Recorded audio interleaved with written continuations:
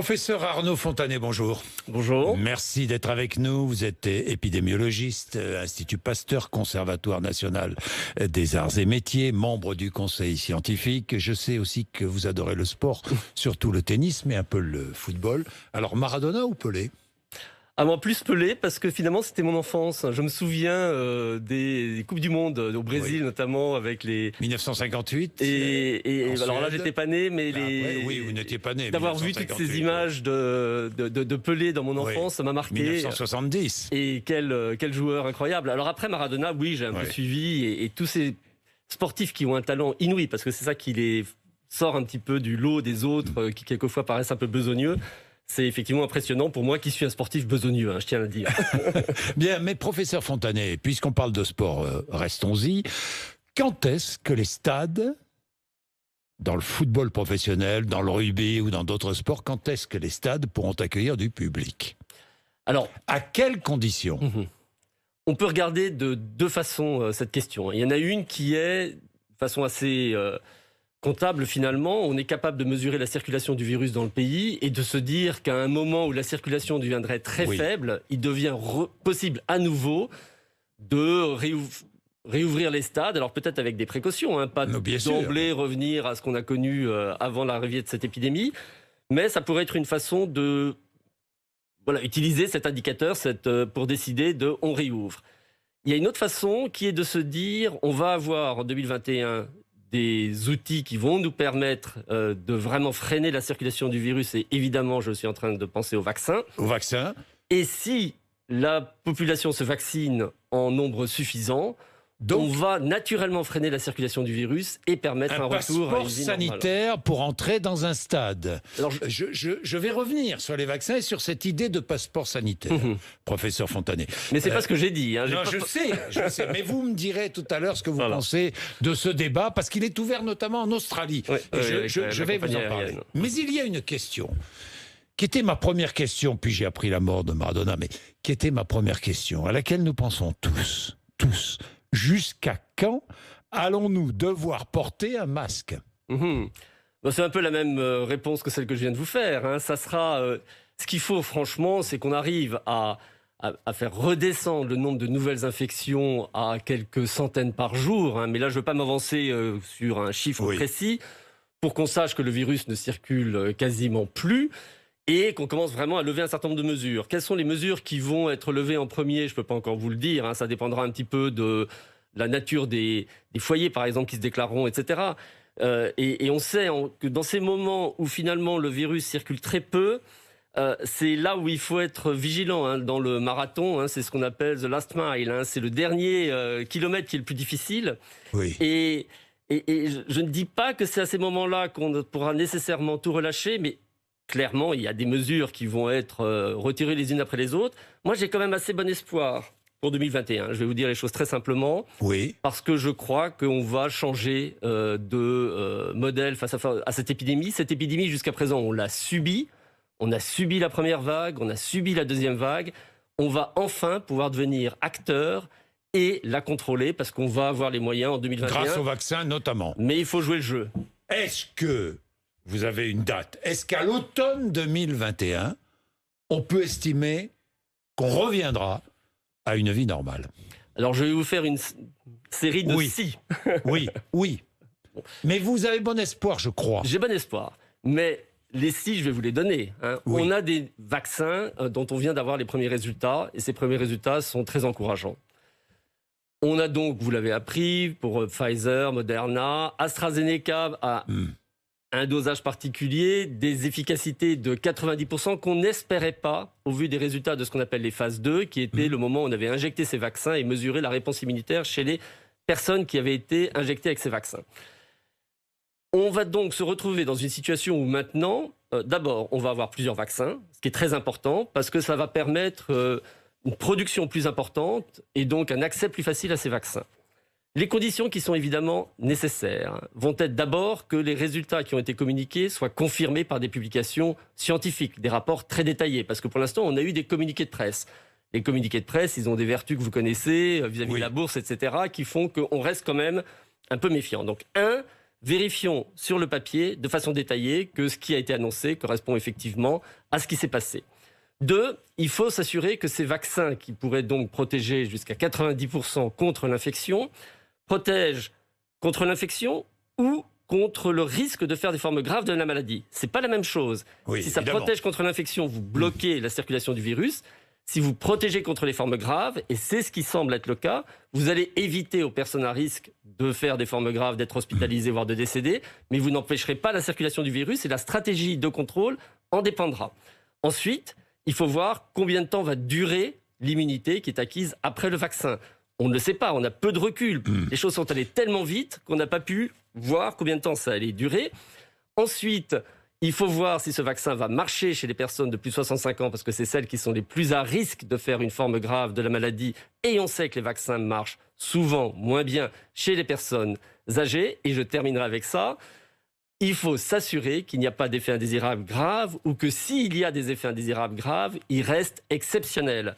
Parce que ce qu'il faut, c'est gagner la confiance des Français et des personnes dans le monde entier pour qu'ils se fassent vacciner. Bien, j'ai des questions. Je vais développer tout cela, professeur Fontanet. Mais question, est-ce que vous pensez qu'à l'automne 2021, nous vivrons, si toutes ces conditions sont remplies, est-ce qu'à l'automne 2021, nous retrouverons une vie normale ? Alors je dirais, si on sais arrive, que vous êtes optimiste. Si on arrive à vacciner, je vais donner un chiffre comme ça, 80-90% des Français, parce qu'il faut quand même tenir compte que ces vaccins ne sont pas 100% efficaces, on aura une couverture telle qu'on peut tout à fait logiquement penser qu'on reviendrait à une vie normale. À l'automne 21 seulement. À l'automne 21 seulement, et 80-90% des Français, c'est un objectif extrêmement ambitieux compte tenu de la défiance qui existe aujourd'hui vis-à-vis des vaccins. Alors je vais vous poser des questions basiques que tout le monde se pose. Je me fais vacciner. Aurais-je la garantie de ne pas tomber malade ? Non. Vous n'aurez pas la garantie de ne pas tomber malade. On sait que ça diminue de 90% votre risque, mais pas de 100%. C'est très important ce que vous dites, parce qu'il va y avoir des gens vaccinés qui vont tomber malades. Oui.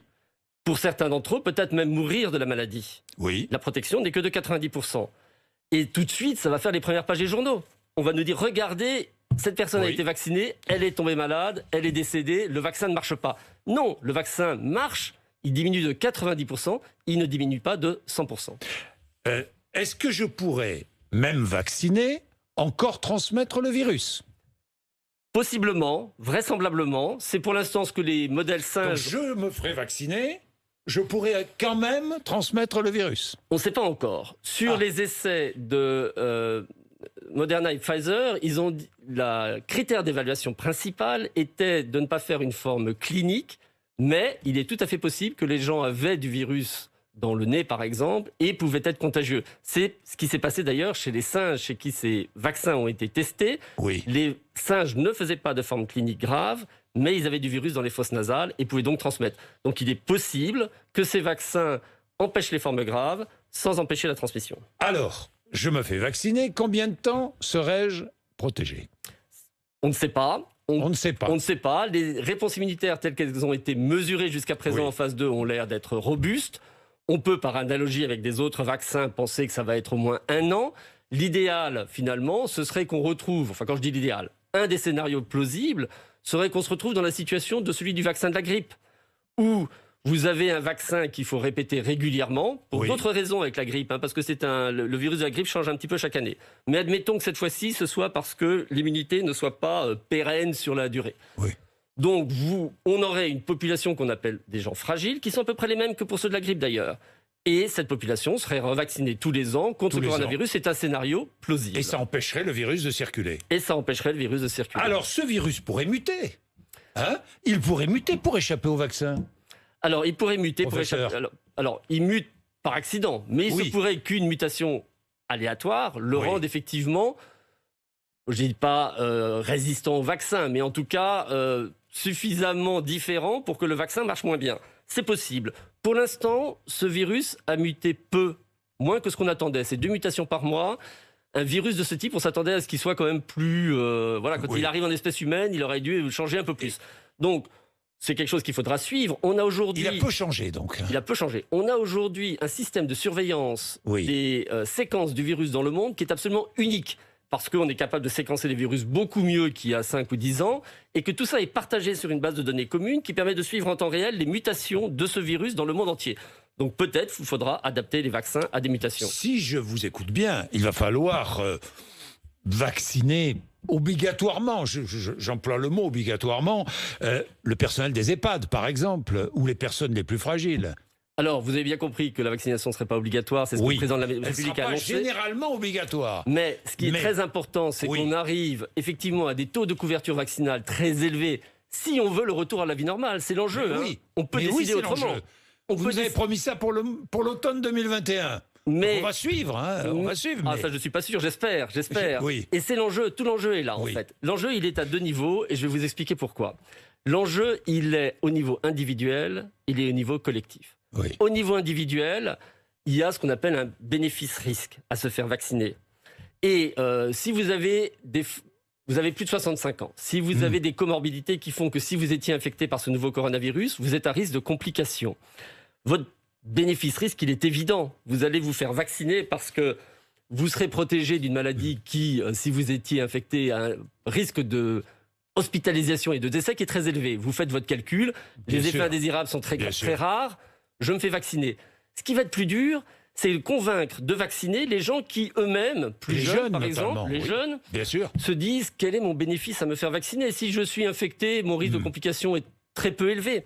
Et puis, il va y avoir des effets indésirables, y compris des effets indésirables graves. Il y aura des effets indésirables. Il y a toujours des effets indésirables. Et les fameux adjuvants Alors, tout le monde a peur. Oui, mais là, ils n'ont pas nécessairement plus... Enfin, c'est pas à cause des adjuvants qu'on a nécessairement des effets indésirables graves. Mais tout vaccin comporte un risque d'effets indésirables graves. Le problème, c'est que ces effets sont très rares. Si je prends par exemple ce qu'on appelle le syndrome de Guillain-Barré, vous savez, c'est ces paralysies périphériques qui font que vous ne pouvez plus bouger, à la fin vous avez du mal à respirer, la moitié des gens vont en réanimation, 5% décèdent. C'est un effet indésirable grave. Il est estimé, après le vaccin de la grippe, 1 pour 100 000. Si vous vaccinez 50 millions de Français, vous allez avoir 500 Guillain-Barré associés à ce vaccin, qui vont faire la une des journaux une fois de plus. Effet loupe.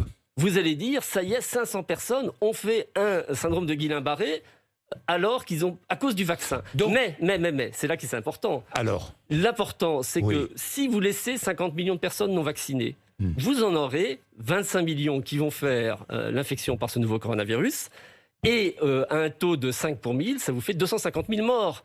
Donc vous avez 500 Guillain-Barré, dont 5% vont mourir, 250 000 morts. Et c'est ça le bénéfice-risque.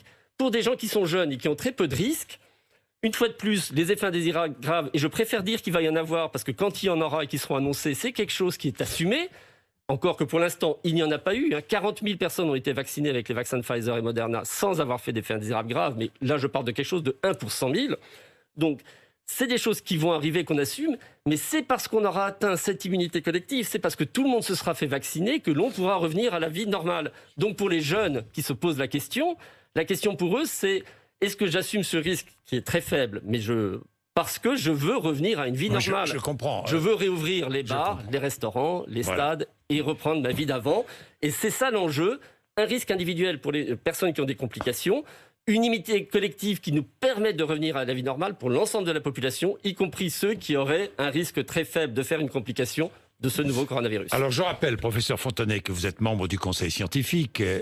J'ai une question aussi que beaucoup se posent et beaucoup hésitent à se faire vacciner tout de suite. Pourquoi ? Parce que certains se disent les premières personnes vaccinées seront des cobayes. Est-ce que les premières personnes vaccinées seront des cobayes ? Alors, des cobayes, dans ce sens-là, il y en a déjà eu 40 000 pour les vaccins avec ARN messager. C'est la première fois qu'on utilise ce type de vaccin.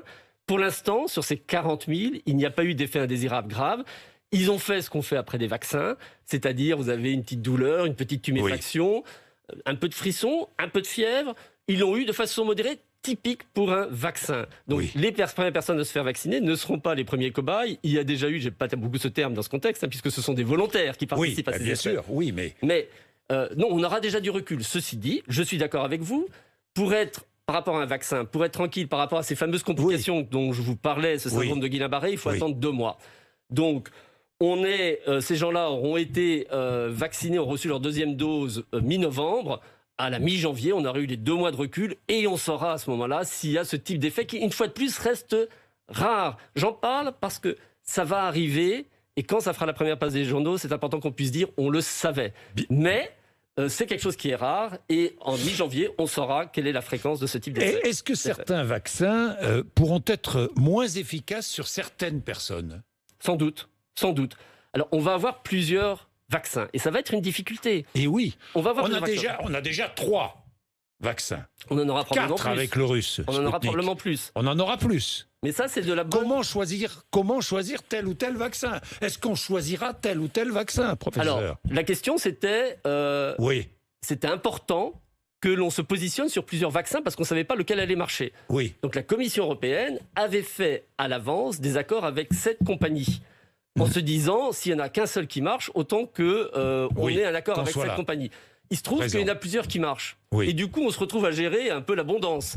Exactement. Donc, on va devoir choisir entre plusieurs vaccins, mais ça, c'est de la bonne gouvernance que d'avoir dit on préfère être prêt pour en avoir plusieurs, au moins un en tout cas. Et ces vaccins pourraient, et c'est là où on apprendra par exemple, qu'il y en a, peut-être que celui d'AstraZeneca, c'est écrit entre les lignes, protégerait contre l'infection. Tandis que ceux de Pfizer et Moderna protègent contre les complications graves. Donc peut-être qu'on pourra se dire, les gens à risque de complications graves. AstraZeneca qui sera beaucoup moins cher d'ailleurs. Hein. Qui sera beaucoup moins cher. Alors ils ont tous des qualités et des défauts, ces vaccins. Bien sûr, bien sûr. Et certaines seront la conservation, comme vous faites référence avec AstraZeneca versus Pfizer Moderna. Il y aura le coût, beaucoup moins cher pour AstraZeneca. Et puis il y aura peut-être, je protège contre l'infection, je protège contre les formes graves, et des populations différentes qui pourraient en bénéficier. Bien, mais c'est passionnant. Hein. On vous écouterait des heures. C'est passionnant sur les vaccins. Il va falloir revenir d'ailleurs pour nous parler de cela et pour détailler, parce que nous allons être tous confrontés à ces questions. Hein. Est-ce que je vais me faire vacciner? Quand vais-je me faire vacciner? Avec quel vaccin? Et par qui? Alors là, on pense aux infirmiers, on pense aux pharmaciens, on pense aux médecins généralistes qui devront être en première ligne pour vacciner. Alors les personnels soignants font partie des populations qui très vraisemblablement vont être prioritaires. Ça fait 2 millions de personnes en France. Mais qui nous vaccineront aussi. Et puis qui nous vaccineront. Alors là, je ne sais absolument pas comment ça va être organisé. Bien sûr, mais moi non plus. C'est en train de se réfléchir. Bon. Et rappelons quand même que pour la grippe, on vient de vacciner 12 millions de personnes. Oui. 12 millions quand même. Oui. Alors là, il y aura 2 doses. Ça va être un peu plus compliqué. Oui. Et puis, il va y avoir les problèmes des congélateurs. Mais c'est pas non plus insurmontable, mais ça demandera beaucoup de préparation. Alors, le passeport sanitaire, très vite. L'Australie réfléchit, c'est-à-dire que pour entrer en Australie, peut-être faudra-t-il être vacciné. Pour, je ne sais pas, pour aller au restaurant, peut-être faudra-t-il être vacciné. Pour voyager dans le monde, peut-être faudra-t-il être vacciné. Vous êtes favorable à ces passeports sanitaires? Non, je ne suis pas favorable. L'Australie est dans une situation très particulière. C'est une île, ils ont réussi à complètement éliminer la circulation du virus. Et ils veulent s'en protéger au maximum. J'y suis pas favorable parce que, 1, ça va être très compliqué. 2, vous allez avoir des faux passeports sanitaires qui vont se créer à gauche et à droite. 3, on crée un précédent qui est quand même grave parce que on est en train de se dire, d'accord, passeport sanitaire pour la Covid, mais pourquoi pas passeport sanitaire pour le VIH, pourquoi pas passeport sanitaire pour etc., etc. Vous voyez un peu le précédent qu'on est en train de créer. Donc, à titre personnel, j'y suis pas favorable. Et à titre personnel, on sait pas encore. À titre personnel, bon. Et puis j'ai une dernière question sur l'isolement. Sur l'isolement des personnes qui ont contracté le virus, qui sont infectées. Vous avez vu que le débat est ouvert par le président de la République. Il a été ouvert dans d'autres pays bien avant nous. Ces personnes pourraient être contraintes à rester chez elles. Et si elles sortent, amende. Vous êtes favorable aussi? Est-ce qu'il faut les contraindre? Il y a des pays qui l'ont fait. Oui, bien sûr. Et même des pays proches de nous. Bien sûr, en Espagne, bien sûr. Voilà, tout à fait. Alors, l'isolement, c'est extrêmement important. Là où, jusqu'à présent, dans la maîtrise de cette épidémie, on a échoué, c'est l'isolement. On n'a aucun indicateur pour nous dire si les personnes s'isolent aujourd'hui. Or, c'est capital dans le contrôle d'une épidémie. Maintenant, comment est-ce qu'on assure l'isolement? Pour moi, c'est quand même beaucoup plus dans l'accompagnement. Si les gens ne s'isolent pas, c'est que ils ont besoin de sortir pour aller travailler, ils ont des raisons personnelles. Et c'est ça qu'il faut vraiment traiter de façon urgente, de rendre l'isolement possible pour ces personnes, plutôt que le contraindre par l'interdiction, parce que ce qui va se passer... Vous n'êtes pas favorable aux amendes? Non, mais ce qui va se passer très simplement, c'est que si vous savez que vous êtes positif et que du coup c'est un isolement obligatoire avec des amendes, eh ben vous n'irez pas vous faire tester quand vous avez des symptômes. Donc vous n'y êtes pas favorable? Je pense que c'est un mauvais calcul, parce que les gens qui auront des symptômes n'iront pas se faire tester s'ils savent que derrière, à la clé, il y a un isolement obligatoire. Il faut accompagner l'isolement. Bien, merci professeur Arnaud Fontanet d'être venu nous voir ce matin. Vous reviendrez parce que vous êtes toujours passionnant et nous avons besoin de savoir. Merci beaucoup. RMC, BFM TV, il est 8h53.